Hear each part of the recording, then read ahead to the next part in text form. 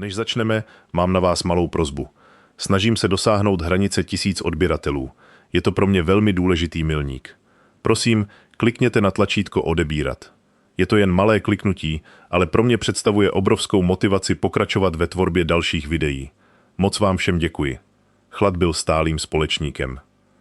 Žil v kamenných podlahách vlčího domu šedého útesu, vlhký pronikavý chlad, který prosakoval skrz obnošenou kůži jejich bot a usazoval se hluboko v kostech.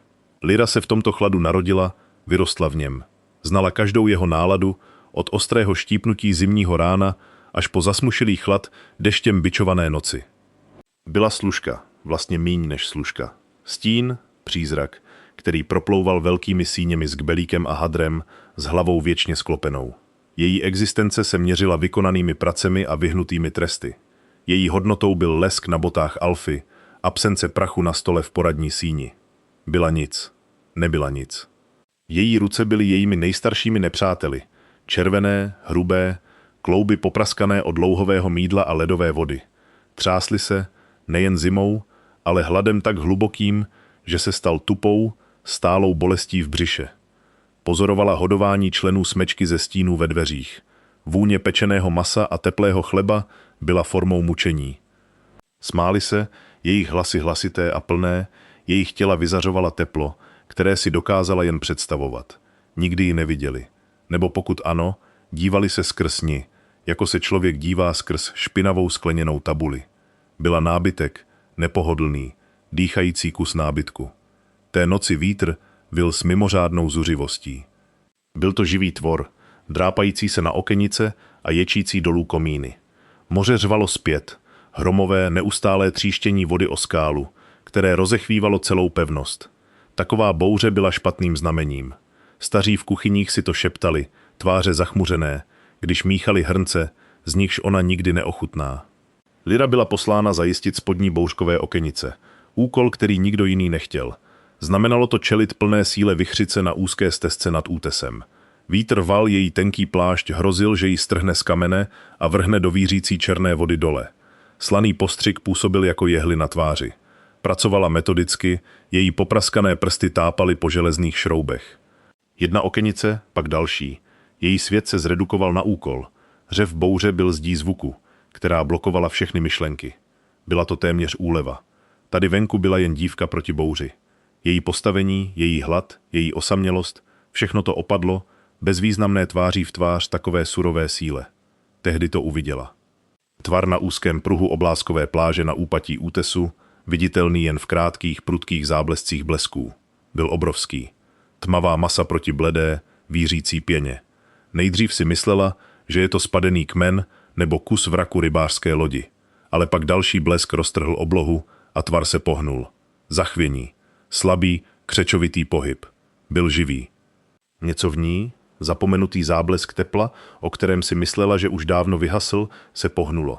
Dokončila poslední šroub a místo, aby ustoupila do relativního tepla kuchyní, ocitla se, jak se škrábe dolů po zrádné, kluské cestě ke břehu. Cestě, kterou měla zakázáno používat.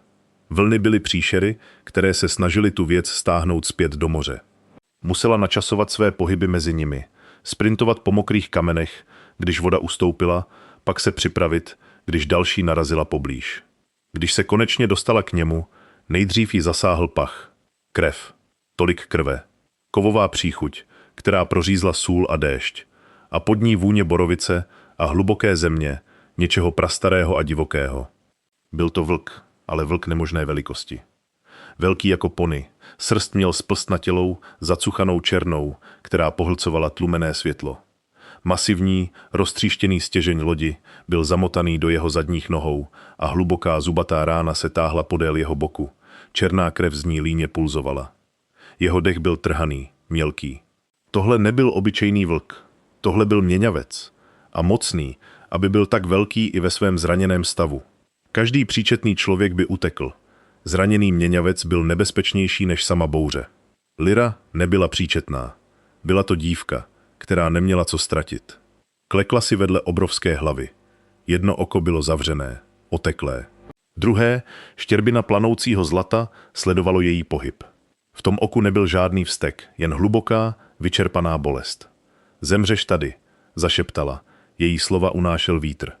Velká hlava se zvedla o pouhý palec a z hrudi se ozvalo hluboké zavrčení.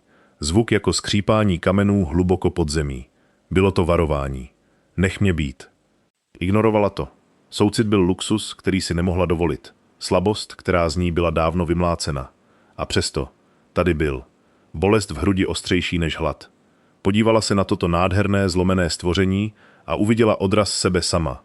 Osamělou, zraněnou, vydanou na milost bouři. Ne, řekla. Hlas o něco pevnější. Ty tady nezemřeš.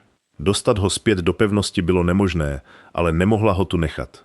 Uviděla nedaleko malou mořskou jeskyni, vytesanou do úpatí útesu, těsně nad hranicí přílivu. Byl by to úkryt. Ne mnoho, ale dost. Roztříštěný stěžeň byl první problém. Byl pevně zaklíněný mezi skalami a přiskřípával mu nohu. Tlačila a tahala, její nepatrná váha proti němu k ničemu. Vlk ji pozoroval, jeho zlaté oko bez mrknutí. Nepohnul se, aby pomohl, ani aby překážel. Prostě ji pozoroval, jako by čekal, co udělá. Nakonec, pomocí menšího kusu naplaveného dřeva jako páky, se jí podařilo stěžeň jen tak posunout. Vlk bolestivě zasyčel, ale vyprostil nohu. Teď ta těžká část, zamumlala. Musíš se pohnout. Zatlačila na jeho mohutné rameno. Bylo to jako snažit se pohnout horou. Nepohnul se. Jen tam ležel a krvácel na kameny. Frustrace a zoufalství v ní zápasily. Prosím, zaprosila. Hlas se jí lámal. Nemůžu ti pomoct, když si nepomůžeš sám. Prosím, vstaň. K jejímu úžasu zdálo se, že rozumí. Se zasténáním, které otřáslo samotnou zemí, se zvedl. Zakolísal na nohou, jeho zraněný bok se prudce třásl.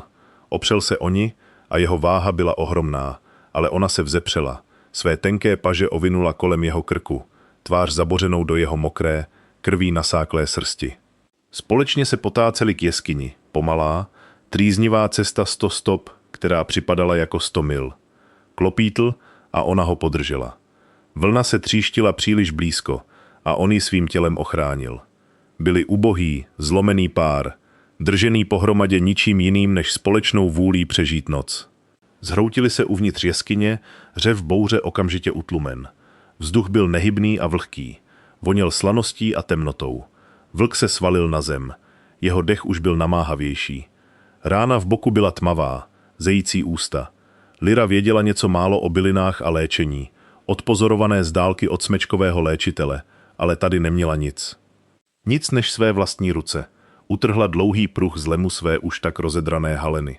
Nebylo to mnoho, ale bylo to vše, co měla. Namočila ho do malé čisté tůňky v zadní části jeskyně a začala čistit ránu. První dotek studeného, mokrého hadru způsobil, že se vlk škubl. Hluboké zavrčení zavibrovalo podlahou. Buď klidný, zamumlala, hlas měkký, ale pevný tak, jak se mluví k vyděšenému zvířeti. Jen se ti snažím pomoct. Pracovala jemně, její dotek překvapivě pevný. Vyčistila písek a nečistoty z okrajů rány, žaludek se jí svíral při pohledu na roztržený sval a maso. Zlaté oko jí celou dobu pozorovalo. Nebyl to jen zvířecí pohled, byla v něm inteligence, děsivé, prastaré vědomí. Hodnotil ji, posuzoval. Když ránu vyčistila, jak nejlépe uměla, přitiskla hadr na nejhorší krvácení. Neměla žádné obvazy. Jen to tam držela, tlačila, své malé tělo stočené proti jeho mohutnému, sdílejíc to málo tepla, co měla. Nevěděla, jak dlouho tak zůstali. Čas přestal mít význam. Existoval jen zvuk jeho dechu, pocit jeho srsti, stálý tlak její ruky na jeho ránu. Bouře zuřila venku, ale v jejich malé kapse temnoty byl podivný a křehký mír. Někdy před svítáním, když ji vyčerpání konečně přemohlo, položila hlavu na jeho rameno. Jeho srst byla hrubá a vlhká, ale pod ní se začínalo vytvářet slabé teplo. Z jeho hrudi se ozvalo hluboké dunění. Nejdřív si myslela, že je to zavrčení, známka agrese, ale nebylo. Bylo měkčí, rytmičtější. Přede, zvuk tak hluboký a rezonující, že vibroval celým jejím tělem, podivné a nádherné pohodlí. Když se Lyra probudila, bouře přešla. Bledé, vodnaté sluneční světlo proniklo do jeskyně. Byla stuhlá a studená, ale nebyla sama. Velký vlk byl pryč. Na jeho místě, opřený o stěnu jeskyně, seděl muž. Byl nahý, jeho tělo tapiserií jizev. starých i nových. Rána v boku tam stále byla, zlomyslná červená linie proti jeho bledé kůži, hrubě ovázaná pruhem její haleny. Byl obrovský i jako muž, s širokými rameny a dlouhými končetinami, které zdánlivě vyplňovaly malý prostor. Jeho černé vlasy byly zacuchanou změť, přilepené na čelo. Byl v bezvědomí, tvář bledá a vyčerpaná, ale i ve spánku z něj vyzařovalo auru moci, drsnou, dravčí krásu, která jí vzala dech. Lyra ucukla dozadu, srdce jí bušilo v hrudi. Měňavec. Věděla to, ale vidět důkaz bylo něco úplně jiného. Měla utéct. Měla se vrátit do vlčího domu, než si její nepřítomnosti všimnou, než bude potrestána. Ale nemohla. Podívala se na provizorní obvaz, na to, jak měl i ve spánku svraštělé čelo bolestí. Začala to. Nemohla ho tu jen tak nechat. Jeho oči se otevřely. Nebyly teď zlaté, ale překvapivě bledě šedé, barvy zimní oblohy. Upřeli se na ni a nebyl v nich žádný zmatek, jen ta stejná ostrá, hodnotící inteligence, kterou viděla ve vlkovi. Zkusil se posadit a z jeho rtů unikl ostrý sykot bolesti. Nehýbej se, řekla, slova vyšla jako panický šepot. Jsi zraněný. Jeho pohled jí přejel, vnímal její rozedrané šaty, její popraskané ruce, její vyděšené oči. Jeho výrazem proklouzlo něco nečitelného. Nemluvil. Jen ji pozoroval. Ticho se protahovalo, husté a těžké. Lyra cítila potřebu ho vyplnit. Dabouře, našla jsem tě na pláži, zakoktala. Byl jsi vlk? Pomalu, téměř neznatelně přikývl. Jeho hlas, když přišel, byl hluboký chrapot, drsný nepoužíváním a bolestí. A neutekla si. Nebyla to otázka. Bylo to konstatování faktu. Byl jsi zraněný, zopakovala, jako by to vysvětlovalo všechno. Pro ní to vysvětlovalo. Potřeboval skutečnou pomoc. Hořel horečkou. Cítila z něj teplo i z pár kroků. Smečka měla léčitele, starou nevrlou ženu jménem Alora, ale byla zručná. Mohla ho zachránit. Musí mít pro pomoc, řekla. Spíš sobě než jemu. Začala vstávat, ale jeho ruka vystřelila a chytila ji za zápěstí. Jeho stisk byl překvapivě silný. Prsty studené, tak studené. Byl to podivný, šokující pocit proti její kůži. Ne, zachraptěl, ale ty zemřeš. Slova z ní vyhrkla, naplněná panikou, která ji samotnou překvapila. Proč jí na tom tolik záleželo? Našla ho teprve před pár hodinami. Jeho šedé oči držely ty její. Žádná smečka, řekl, každé slovo bylo námahou. Žádný Al. Kdo jsi? Zašeptal. Nikdo, odpověděla automaticky. Byla to pravda. Jsem Lyra, jsem služebná. Na rtech se mu objevil slabý, hořký úsměv. Lyra, zopakoval, jako by ochutnával to jméno. Zavřel oči, síly ho opouštěly. Jsem tvým dlužníkem. A pak znovu upadl do bezvědomí, hlava se mu sklonila ke straně. Jeho ruka sklouzla z jejího zápěstí, ale ona stále cítila přízrak jeho chladného doteku. Nemohla ho vzít do smečky, ale nemohla ho tu nechat zemřít. Zbývala jen jedna možnost. Děsivá, šílená možnost. Musela mu pomoci sama. Propašovat ho do domu smečky nepřicházelo v úvahu, ale bylo tu jedno místo, stará, opuštěná kůlna na dříví na samém okraji teritoria, dávno všemi zapomenutá. Nebylo to mnoho, ale bylo suché a skryté. Cesta byla noční můrou. Byl mrtvou vahou, těžce se o ní opíral. Napůl ho vlekla, napůl nesla. Svaly jí protestovaly bolestí. Každé zašustění listí, každé prasknutí větvičky v ní vyvolalo novou vlnu paniky. Kdyby je našli, byli by oba mrtví. Do kůlny se dostali právě ve chvíli, kdy slunce vyšplhalo nad obzor. Uložila ho na hromadu starých zatuchlých pytlů. Jeho dech byl mělký a rychlý. Horečka se zhoršila. Musela se vrátit. Musela předstírat, že právě dělala své ranní práce. Ukradla kbelík a hadr a proklouzla zpět do hlavní budovy, srdce jí bušilo zběsilým rytmem o žebra. Nikdo si jí nevšiml. Samozřejmě, že ne. Byla jen stínem a stíny nikdo nepostrádá. Její den byl rozmazaný strachem a úzkostí. Každý krok na chodbě, každý zvýšený hlas jí způsobil, že nadskočila. Drhla podlahy, myslí byla 1000 mil daleko v zaprášené kůlně. Poprvé v životě ukradla jídlo, kus chleba, kus sušeného masa, měch na vodu naplněný ze studny. Také ukradla bylinky ze sušáků Alory, řebříček na horečku, vrbovou kůru na bolest a mech na obvázání rány. Když padl soumrak, znovu vyklouzla ven, ukradené věci schované v zástěře. Byl v delíriu. Zmítal se na pytlích a mumlal slova, kterým nerozuměla. Jeho kůže hořela. Nutila ho pít řebříčkový čaj mezi rty, pak se pustila do čištění a převázání rány vlhkým mechem. Byl tak zranitelný. Toto mocné, nebezpečné stvoření bylo nyní zcela vydané na její milost. Byla to moje vina, zamumlal. Oči měl široké a bezostyšné. Bouře, nedokázal jsem ji udržet. Všichni jsou pryč. Jeho slova byla blábolením horečnaté mysli, ale projela jí zima. Pronásledovalo ho něco, hrozná vina. Přiložila mu na čelo studený vlhký hadřík. Tiše, zašeptala. Teď odpočívej. Stišil se jejím dotekem. Jeho neklidné zmítání ustalo. Jeho šedé oči se na krátký jasný okamžik zaostřily na ní. Vrátila ses. Řekla jsem, že ti pomůžu. Řekla prostě. Dny se změnily v podivnou rutinu. Ve dne byla neviditelnou služebnou, drhla a uklízela. Tělo jí bolelo vyčerpáním. V noci byla tajnou léčitelkou, starající se o zraněného muže v kůlně. Naučila se rytmy jeho těla, způsob, jakým mu v noci stoupala horečka, způsob, jakým skřípal zuby ve spánku. Naučila se zvuk jeho dechu, vůni jeho kůže. Mluvil zřídka, a když mluvil, byly to krátké, úsečné věty. Nikdy jí neřekl své jméno ani odkud pochází.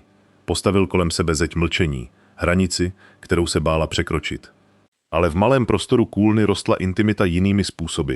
V tom, jak mu lžící podávala vývar, když byl příliš slabý, aby se najedl sám, v tom, jak ji pozoroval, jeho šedé oči sledovaly každý její pohyb, když pracovala. V tom, jak její ruka někdy setrvala na jeho paži o okamžik déle, než bylo třeba, když mu měnila obvaz. Jednoho večera přišla a našla ho sedět, zády opřeného o zeď. Zesílil, ale tohle byl nejbdělejší, jak ho viděla. Měl bys odpočívat, pokárala ho jemně a položila malou misku guláše, který se jí podařilo ukrást. Ignoroval ji. Proč? Zeptal se hlasem silnějším než dřív, hlubokým baritonem, který vibroval v malém prostoru. Proč co? Proč to děláš? Ukázal gestem po malé kůlně. Riskovat všechno pro cizince, pro nepřítele. Lyra se odmlčela, mísa s gulášem v půli cesty k němu. 100krát si položila stejnou otázku. Nevím, přiznala upřímně. Byl si zraněný. Nikdo si nezasloužil zemřít takhle. Sám.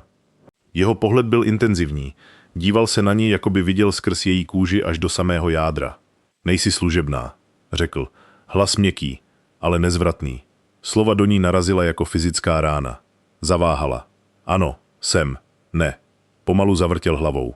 Služebná poslouchá. Služebná se bojí. Ty jsi vzdorovitá. Našla si mě, psance, potenciální hrozbu pro svou smečku a rozhodla ses mi pomoci. Kradeš pro mě, lžeš pro mě. To není srdce služebné. Nevěděla, co říct. Nikdo ji nikdy neviděl, ne skutečně. Viděli funkci, pár rukou. On viděl něco jiného. Kdo jsi? Zašeptala. Otázka, kterou se bála položit. Po jeho tváři přešel stín. Stará vina se vrátila. Muž, který si vysloužil své jizvy, řekl vyhýbavě. Podíval se na své ruce, velké a mozolnaté. Měl bys mě opustit, Lyro. Nepřináším nic než zkázu.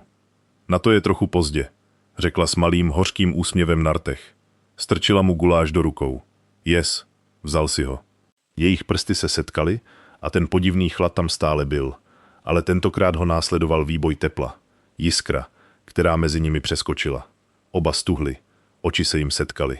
Vzduch v kůlně náhle zhoustl, nabitý energií, které nerozuměla. On přerušil kontakt první, odvrátil pohled, ale něco se posunulo. Zeď mezi nimi praskla, její tajemství nemohlo trvat věčně. Serafina se o to postarala. Serafina byla dcerou předchozího Alfy, krásná, krutá žena, která procházela domem smečky, jako by jí patřil. Očekávala, že se stane družkou jejich Alfy a jeho pokračující lhostejnost k ní skysla, její ambice v hořký jed. Pozorovala všechny, její ostré oči neuniklo nic. Začala si všímat věcí, jak byla Lyra vždy unavená, jak mizela za soumraku, malých ukradených balíčků jídla. Jednoho odpoledne, když Lyra drhla podlahu velkého sálu, se před ní Serafina zastavila a zablokovala jí cestu. Její jemné kožené boty byly centimetry od Lyřiny tváře. Vypadáš vyčerpaně, malá myško, řekla Serafina hlasem kapajícím falešnou sladkostí. Tak tvrdě pracuješ? Nebo jen nespíš ve vlastní posteli? Lyře tuhla krev v žilách. Držela hlavu dolů, Ruce pohybovaly mokrým hadrem v zběsilých kruzích. Nevím, co myslíte, má paní. Serafina se zasmála, ostrým, nepříjemným zvukem. Ach, myslím, že víš. Voníš lesem a ještě něčím jiným. Něčím mužským. Schováváš zatoulance, že? Liřino srdce bušilo. Neřekla nic. Serafinina bota jí šťouchla do ramene a donutila ji vzhlédnout. Neboj se. Tvé tajemství je u mě v bezpečí zatím. Usmála se, úsměvem dravce. Možná si ty a já můžeme později trochu popovídat. Hrozba visela ve vzduchu celý den. Lyra měla pocit, jako by měla kolem krku oprátku a Serafina držela druhý konec provazu. Když té noci šla do kůlny, třásla se. Muž, stále neznala jeho jméno, se na ní podíval a jeho tvář stvrdla. Co se děje? Zeptal se, hlas tichý a nebezpečný. Stál teď na nohou a přecházel po malé kůlně jako vlk v kleci. Jeho rána se hojila, síly se vracely. Řekla mu všechno, hlasem vyděšeným šepotem, o Serafíně, jejich otázkách, jejich hrozbách. Do jeho šedých očí vstoupil hrozný chladný vztek. Ví to. Co uděláme? Zeptala se Lyra a svírala ruce. Ty neuděláš nic, řekl. Drž se odtud dál. Vrať se do svého života. Zapomeň, že jsi mě někdy viděla. Slova byla ranou do soláru. Ne, neopustím tě. Musíš. Zařval a síla jeho hlasu otřásla celou kůlnou. Udělal krok k ní, tvář měl maskou úzkosti. Co pak to nechápeš? Jsem jed, Lyro. Každý, kdo se ke mně přiblíží, trpí. Moje rodina, moje smečka, všichni jsou pryč kvůli mně. Nebudu příčinou tvé zkázy. Nejsi jed, zašeptala a natáhla ruku, aby se dotkla jeho paže. Jeho kůže byla stále chladná, ale chvění, které jim projelo, bylo příliš lidské. Jsi jen muž. Jsem monstrum, řekl, hlas se mu lámal. A ty ode mě musíš utéct, teď. Po tvářích jí stékaly slzy. Nemůžu. Zíral na ni, jeho odhodlání se zdálo hroutit. Zvedl ruku, jako by se chtěl dotknout její tváře, ale nechal jí klesnout. Pak jsme oba blázni. Serafina nečekala na jejich malý rozhovor. Měla vlastní plány. Příštího rána chyběl z pouzdra ve velkém sále obřadní dýka Alfy. Byla to posvátná relikvie, symbol jeho moci. Její nepřítomnost byla aktem velezrady. Smečka byla v pozdvižení. Stráže prohledali každou místnost, každý kout. Našli ji zastrčenou pod tenkou matrací v Lyřině malém výklenku v služebnických ubikacích. Vlekli ji před Alfu a radu, Serafina přihlížela ze strany s výrazem triumfálního zármutku. Neudělala jsem to, prosila Lyra. Hlas měla malý v obrovském sále. Nikdy bych to neudělala.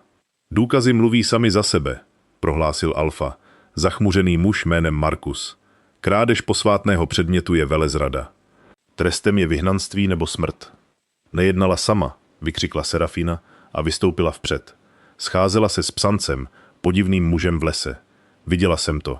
Tohle je jeho dílo a ona je jeho komplic. Panika sevřela Lyru. Musela ho chránit. Nemohla dopustit, aby ho našli. Nikdo jiný není, vykřikla zoufalou lež. Byla jsem to jen já. Udělala jsem to. Odsuzovala sebe, ale bylo to jediné východisko. Alfa na ní zíral, oči měl chladné. Pak je volba jednoduchá. Budeš vyhnána, ponechána na milost divočině. Rozsudek bude vykonán za úsvitu. Hodili ji do studených, vlhkých cel pod domem Smečky. Tentýž kámen, který držel chlad v podlahách nahoře, ho zde jakoby vyzařoval. Kost pronikající bída. Bylo to tady. Její skutek laskavosti ji přivedl do záhuby, přesně jak předpověděl. Serafina zvítězila. Zbavila se malé myšky a jakmile bude Lyra pryč, Smečka jistě bude lovit tajemného psance a najdou ho. Zoufalství se jí převalilo přes hlavu. Schoulila se do rohu, objala se rukama, ale chlad byl teď uvnitřní. Hodiny plynuly. Slyšela střídání stráží, vzdálené zvuky Smečky ukládající se ke spánku. Byla naprosto, úplně sama. Pak uslyšela zvuk, jemné škrábání z vysoko umístěného zamřížovaného okna své cely.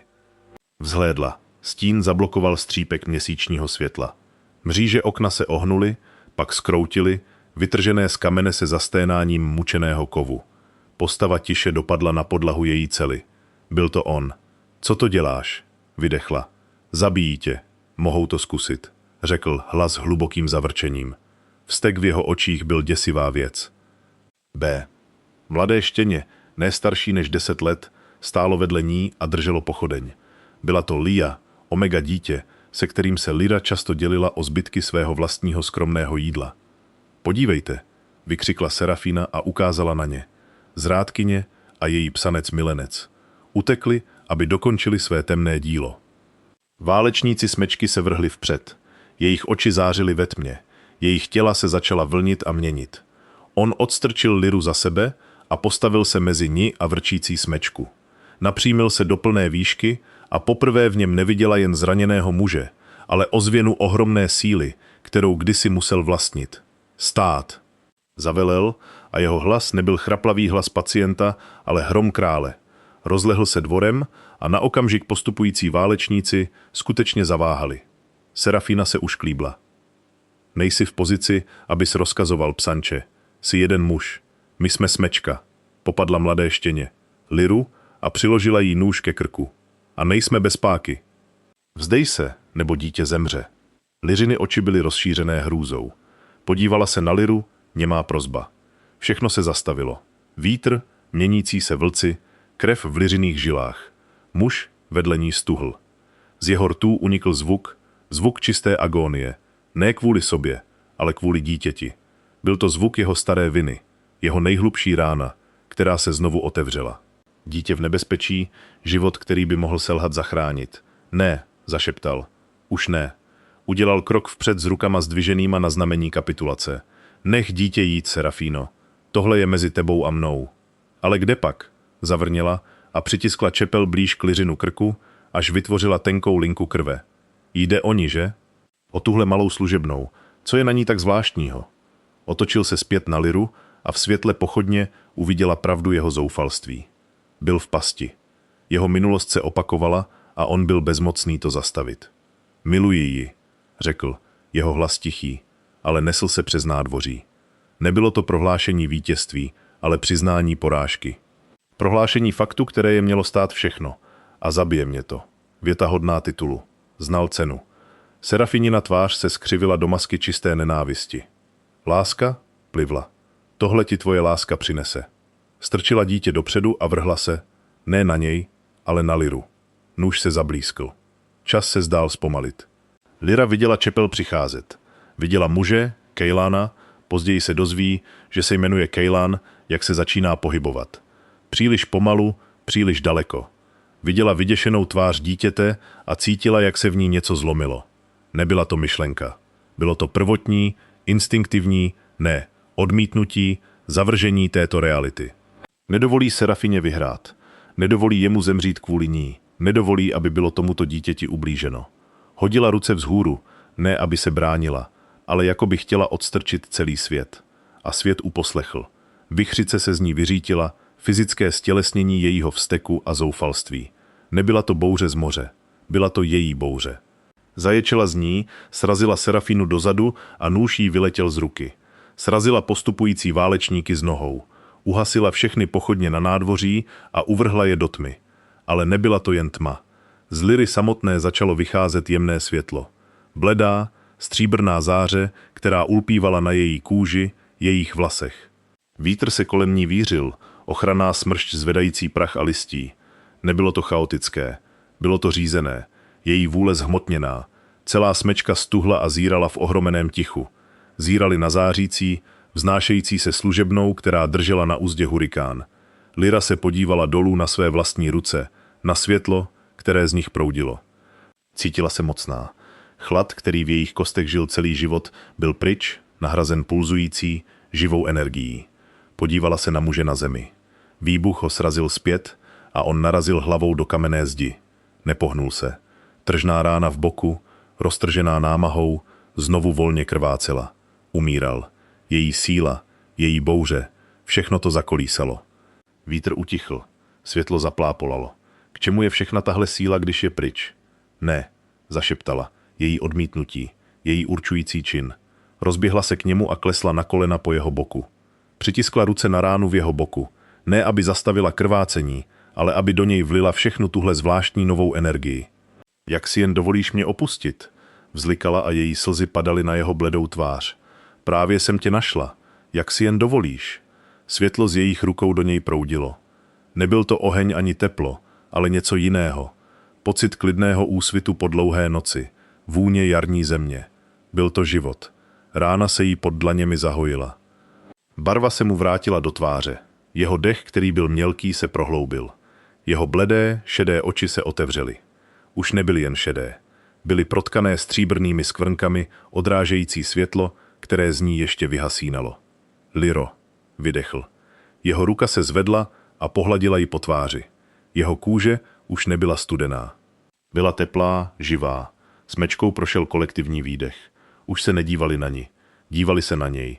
Na znamení, kterému nyní slabě zářilo na rameni, znamení, které bylo skryté jeho slabostí a jizvami, vířící vír trojité spirály, znamení velekrále, Alfy Alfa. To není možné, zakoktal Alfa Markus a ustoupil o krok zpět. Serafína, která se zvedala ze země, to také viděla. Její tvář zbělela hrůzou, která byla mnohem hlubší než její dřívější hněv. Alfa král. Titul visel ve vzduchu. Nemožná pravda. Ztracený král, vládce všech smeček, který zmizel před lety poté, co tragédie na moři připravila o život jeho rodinu a celou jeho královskou smečku. Muž, o kterém si všichni mysleli, že je mrtvý. Kejlan se vytlačil na nohy. Vypadal jinak. Tíha jeho viny nezmizela, ale nyní byla vyvážena obnovenou silou, smyslem. Vytáhl Liru s sebou a držel ji bezpečně po svém boku. Obrátil pohled na smečku. Nebyl to pohled psance, ale krále vracejícího se na svůj trůn. Každý vlk od mocného Alfy Markuse až po nejnižšího Omegu instinktivně sklonil hlavu. Všichni kromě jednoho. Ty, řekl Kejlan, jeho hlas nebezpečně jemný. Díval se na Serafínu. Zkusila utéct. Vítr, Liřin vítr, teď už i jeho vítr, jak se zdálo, práskl branou nádvoří. Nebylo kam jít, vyhrožovala si dítěti, řekl, každé slovo jako střep ledu. Křivě si obvinila nevinnou, zradila si zákony pohostinnosti a smečky. Udělala si to na mém území, pod mou ochranou. Nemusel zvyšovat hlas. Tichá zuřivost byla děsivější než jakýkoliv řev.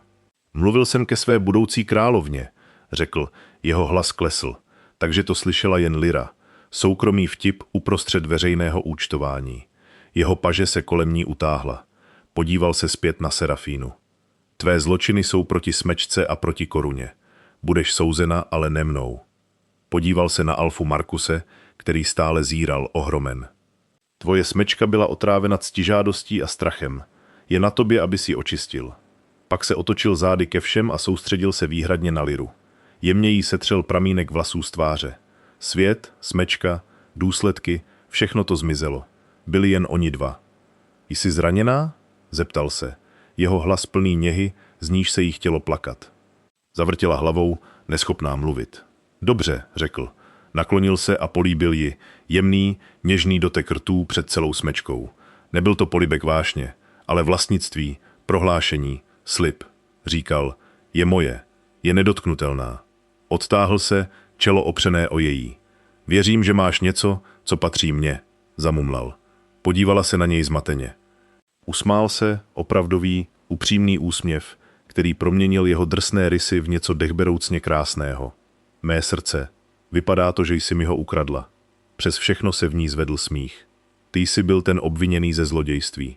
Jsem, přiznal. A už ti ho nikdy nevrátím. O týdny později působil dům smečky Greycliff jako jiný svět. Utlačující chlad byl pryč, nahrazen nervózní, nadějnou energií. Serafina byla zbavena hodnosti a poslána do vzdálené základny na celoživotní těžkou práci. Trest nevynesl král, ale její vlastní Alfa Markus, který se zoufale snažil dokázat svou loajalitu a kompetenci. Lira už nenosila hadry. Nosila jednoduché, pohodlné šaty z měkké vlny, ale stále se cítila jako dívka, která si hraje na oblékání. Už nebyla služebná, ale nevěděla, co je. Smečka na ní hleděla se směsí úžasu a strachu. Byla to žena, která ovládla bouři. Žena, kterou si nárokoval Alfa král. Kejlan se uzdravoval. Nejen jeho tělo, ale i duše. Trávil dny znovu upevňováním své autority. Vysílal jezdce k ostatním smečkám. Zahajoval dlouhý, namáhavý proces přestavby království, které si léta myslelo, že je bez vůdce. Ale jeho noci patřily jí. Přicházel do jejich komnat, těch nejlepších v domě, které kdysi patřily Serafině, a jen si povídali. Vyprávěl jí o své minulosti, o ženě a malém synovi, které ztratil v té bouři, výstřední magické smršti, o které si ve své aroganci myslel, že ji dokáže ovládnout. Selhal a vina ho zničila, přerušila jeho spojení s vlastní silou a jeho vlkem. Léta bloudil jako zlomený muž, nevědomky přitahován k moři, kterému vzalo všechno. Bouře, která mě přivedla k tobě, řekl jednou v noci a pozoroval ji ze židle u ohně. Byla stejná jako ta tehdy. Myslel jsem, že si moře přišlo dokončit svou práci. Přivedlo tě domů, řekla tiše. Podíval se na ni, jeho oči se stříbrnými skvrnkami plné hloubky emocí, která jí stále brala dech. Ty jsi můj domov, Liro. Stále bojovala se svou vlastní hodnotou. Víra, že není nic, byl hluboký, tvrdohlavý kořen. Některá rána se budila s očekáváním, že jí bude předán drhnoucí kartáč a kbelík. Její síla byla záhadou. Přicházela a odcházela, závan větru, když se lekla, zvláštní teplo v rukou, když se starala o malou zahrádku, kterou založila. Hurikán znovu vyvolat nedokázala. Byla to tichá věc, součástí samé, které nerozuměla. Cailan nikdy netlačil, byl trpělivý. Jen se na ní díval s tichou důvěrou v pohledu. Je to součást tebe, řekl jí. Jako tvoje laskavost, jako tvoje odvaha. Rozkvete, až bude připravená. Jednoho odpoledne šla po stezce na útesu, po té samé, kde ho poprvé uviděla. Vítr sílil, obloha se měnila do známé, hrozivé šedi. Blížila se další bouře. Panika, studená a důvěrně známá, jí píchla. Řev moře, křik větru, to byl zvuk hrůzy a ztráty. Ale pak ucítila, jak se do její ruky klouzá ruka. Cailan si ji přišel najít. Je krásná, že? Řekl a díval se na rozbouřenou vodu. Podívala se na něj zmateně. Je to bouře. Je to síla. Opravil ji jemně. Není dobrá ani zlá. Prostě je. Důležité je, jak se s ní setkáš. Sevřel její ruku pevněji. Ty se jí nebojíš, Liro. Lira zalapala po dechu. Cailan se usmál a v koutcích očí se mu udělaly vrásky. Viděl to také. Tak tady jsi, zamumlal, jako by vítal starého přítele. Chlad už nebyl stálým společníkem. Byl jen vzpomínkou. Na jeho místo přišlo teplo. Teplo jeho ruky v její, teplo ohně v krbu, teplo moci, která nebyla o zkáze, ale o životě. Nebyla služebnicí, nebyla stínem, nebyla ženou alfa krále, byla Lirou, byla okem bouře a konečně byla skutečně doma. Děkuji, že jste vydrželi až do konce tohoto videa. Opravdu si vážím každého okamžiku, který jste tu se mnou strávili.